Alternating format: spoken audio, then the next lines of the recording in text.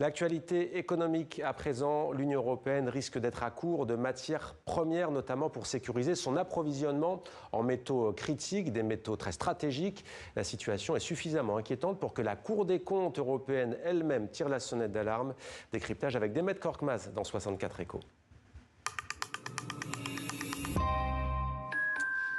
Bonsoir Demet, les mots sont importants. Pour commencer, les matières premières critiques, ce ne sont pas les terres rares, ce sont deux choses différentes.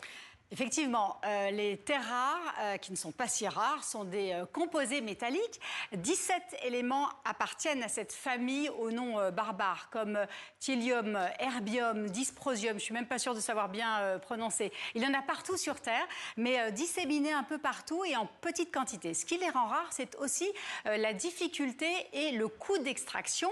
La Chine assure 69% de la production mondiale et le Japon vient d'annoncer en avoir découvert dans ses eaux à 6000 mètres de profondeur dans le Pacifique. C'est une première.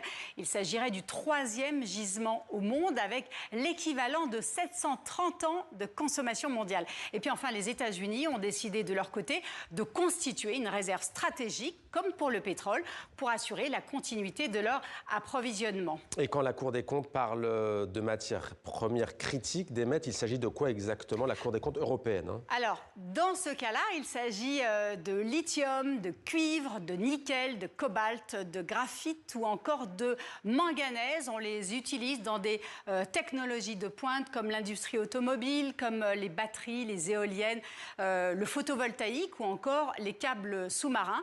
Et sans ces matières premières critiques, eh bien, il n'y a pas de transition énergétique, il n'y a pas de compétitivité, ni même d'autonomie. Et l'Europe, elle n'a pas de plan pour sécuriser son approvisionnement ? Alors, l'UE a bien mis en place un plan, mais à ce stade, il n'y a pas de résultats tangibles. Il existe des projets d'extraction en Europe, mais ils sont encore très peu développés. Il existe une production déjà en Suède, en Finlande et en Espagne. En revanche, les projets au Portugal sont en attente, voire bloqués. Et la République tchèque, qui dispose de l'une des plus grandes réserves de lithium en Europe, eh bien, son projet d'exploitation est encore en phase de développement. Alors, les 27 espéraient combler également leur retard grâce notamment au recyclage. Mais là encore, les objectifs sont loin d'être atteints. Sur les 26 matériaux de cette nomenclature, seuls 7 sont recyclés et encore, les taux varient entre 1 et 5%, c'est absolument négligeable. Alors les principaux freins à ce recyclage eh bien, sont encore une fois liés au coût et au coût de l'énergie qui reste encore trop élevé en Europe par rapport aux États-Unis ou à la Chine. C'est quasiment le double.